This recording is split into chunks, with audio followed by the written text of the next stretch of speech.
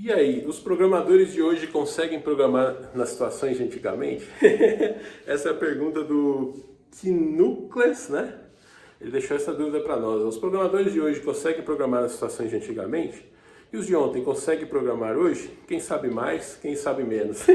Então, esse vídeo aqui vai ser o seguinte, eu vou dar a minha opinião aqui nesse vídeo, como todo vídeo, né? Apenas a minha humilde opinião, e você dá a sua aqui nos comentários, para a gente poder debater e responder essa pergunta dele, né? Bom, o que eu acho, né? Se você for olhar a programação antigamente, como qualquer profissão, né? Você tinha menos ferramentas, então você tinha um trabalho maior, né? Vamos supor, hoje eu vou programar um negócio, eu abro a minha IDE, no caso estou usando IntelliJ, né? Que é uma IDE bem mais avançada que o Eclipse, que eu usei ao longo da minha vida toda aí como programador Java. E aí lá eu já vou ter os arquivinhos, vou ter o código todo bonitinho ali com uma cor das fontes e tal, tudo feito ali para me ajudar a tornar o trabalho de tanto entender o código quanto de escrever código mais fácil, tá certo? Então eu me torno mais produtivo. E antigamente não era assim, antigamente o cara não tinha ferramenta, não tinha IDE, né? Até tinha, mas era muito comum o cara ter que programar em situações assim com ideias menos avançadas, né? Às vezes um negócio que não coloria o código, às vezes aquela famigerada ideia de programar no bloco de notas, né, e tal. Então veja aqui, era mais trabalhoso para o cara fazer, da mesma forma que você apertar um parafuso com uma faca. Até eu gostei que o Pablo Marçal deu esse exemplo da faca e da parafusadeira, que é um exemplo que eu sempre dou também. Aquela ideia, né, de que existe a verdade e pessoas diferentes olhando para a realidade, ali para a verdade, podem chegar à mesma conclusão, né, sem que ninguém tenha contato um com o outro, né? Eu não tive contato com o Pablo Marçal antes de ver aquilo lá que ele fez lá na Casa Digital. E ao passo que também, com certeza, ele também não teve contato com as coisas que eu falo aqui. Mas é uma percepção da realidade. Se você tem uma ferramenta pior, você vai ter mais esforço para fazer o negócio, né? Acho que esse exemplo da faca é perfeito. Vai apertar um parafuso com a faca. É difícil pra cacete, o trabalho fica mal feito, tá ligado? E no resultado final é pior, né? Agora se você pega uma parafusadeira, fica facinho, o trabalho fica bem feito e você ganha em escala, né? Você vai poder, o tempo que você ia gastar para apertar, sei lá, 4 parafusos e pôr uma tomada na parede, você vai ser capaz de montar um guarda-roupa, um negócio mais complexo, né? Então, eu acho que a grande questão é essa. Antigamente, como as ferramentas elas eram piores, você precisava de um desenvolvimento humano um pouco maior, um pouco não, muito maior, mas ao mesmo tempo você tinha mais dificuldade, por isso que os resultados eles eram piores, né? Se você for olhar para o passado, aí, os programadores do passado fizeram MS-DOS, no máximo Windows 95, os programadores de hoje fizeram Mac, tá ligado? O Mac OS, fizeram o Windows mais novo, aí, o Windows 10. Se você comparar o Windows 10 com o Windows 95, não tem nem o que discutir, né? Se comparar com celulares. Não apenas a qualidade, mas a complexidade, mas também a quantidade, né? Hoje a gente tem software para tudo. No passado, devido a todo mundo estar usando faquinha para fazer software, a gente fazia menos software. Então eram software mais primitivos, vamos dizer assim, com menos complexidade e mais difíceis de fazer. Então isso impactava que você tinha uma quantidade menor de software sendo feita, né? Então eu acho que tudo bem, o programador de hoje vai ter muita dificuldade para fazer como os programadores do passado, né? O que o pessoal testa no HackerRank, no próprio LeetCode, CodePen, né? Que ainda temos essa mentalidade, não, o programador no teste ele tem que saber programar sem ferramenta, sendo que no trabalho ele vai usar ferramenta. Tipo, eu acho essa mentalidade totalmente errada, né? Se eu fosse montar uma empresa, eu testaria o cara fazendo uma tarefa mesmo, tá ligado? Ó, a tarefa é essa aqui, faz aí. Tipo, uma simulação do que ele vai fazer na realidade, né?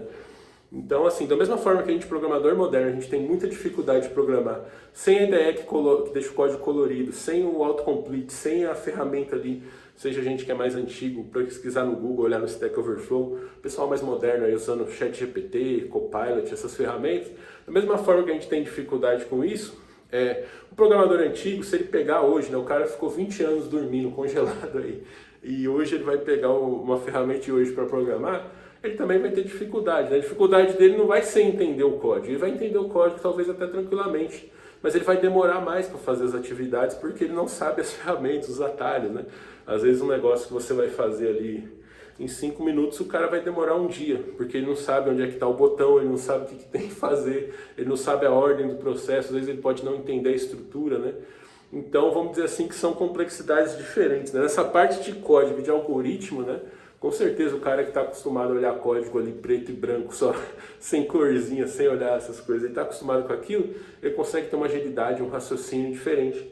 Mas ao mesmo tempo, um cara de hoje não consegue ser tão bom nisso, mas ele sabe debugar direitinho, sabe usar um chat GPT, um Copilot, alguma coisa assim, manja os atalhos da ferramenta. Acho que isso aí já é um ponto de diferença, né? Se você conhece os atalhos da sua IDE, isso já te torna muito mais produtivo, né?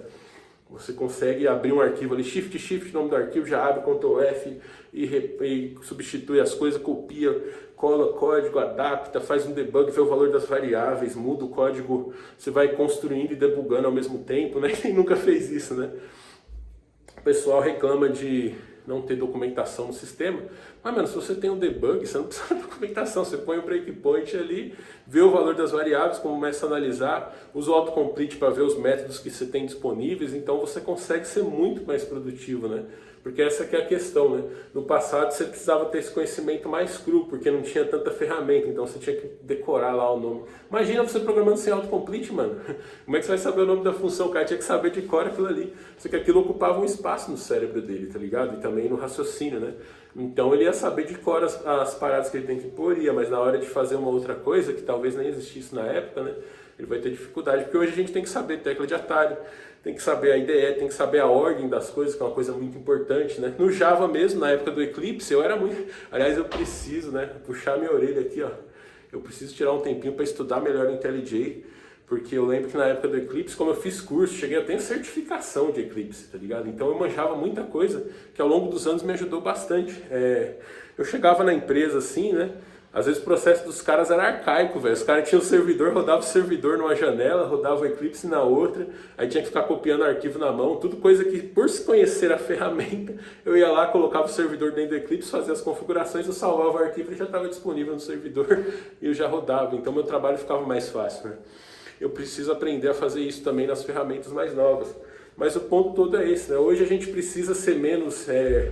A gente não precisa decorar ali o nome das funções, você vai lá no Google. Você precisa saber ir no Google e achar, saber usar o chat GPT, saber usar o autocomplete da ferramenta. Então hoje a gente tem esse set de conhecimentos sobre ferramentas, né? Se você colocar um programador de hoje com a ferramenta e colocar um programador do passado no ambiente dele lá, que não tem ferramenta fazendo as coisas de core, o programador de hoje ele consegue ser mais rápido e fazer mais coisa, tá ligado? Você coloca os dois ali, aquela história, né? Programador de hoje, o programador do passado, os dois a 80 por hora codando, quem coda mais? Com certeza o programador de hoje, ele consegue produzir mais coisa mais rápido, desde que ele tenha acesso às ferramentas dele, né? Agora, o do passado, ele vai se dar bem. Se você colocar um programador de hoje competindo com o do passado no ambiente do passado, o do passado vai se dar melhor. Se você colocar o de hoje com o do passado no ambiente de hoje, com as ideias da ferramenta, o de hoje vai se dar melhor. Mas eu acho que a verdadeira fiel da balança aí coloca um de hoje com as ferramentas, tal, o cara bom, coloca ele ali. E coloca o do passado com as ferramentas dele. E vamos ver quem chega mais longe. Obviamente que o de hoje chega, né? Muito mais longe, porque as ferramentas são melhores. Ele mesmo com menos esforço e menos coisa decorada ali, ele sabe os caminhos, ele consegue juntar as coisas e montar e mandar para frente, né? Então essa é a minha opinião sobre esse tema, deixa a sua aqui embaixo que eu quero saber. Acesse meu curso, cursojovemtranquilão.online, para você ter acesso aí nas ferramentas que eu fui aprendendo a usar nesses 17 anos como programador, né? Compre o curso, você tem 7 dias, se você não gostar, você pode cancelar a sua compra sem custo nenhum, tá certo? Mas eu garanto que você vai gostar, tá ligado? Então, satisfação garantida, o seu dinheiro de volta. Tem garantia. Então no próximo vídeo eu vou falar para vocês, clica aqui no card, eu nunca sei, acho que vai estar aqui. Clica nesse card aqui que eu vou falar para vocês como está o mercado de Java hoje em dia, tá certo? Então vamos continuar esse papo lá, clica no card aí, vem pro próximo vídeo que eu estou te esperando, beleza? Um forte abraço e até já!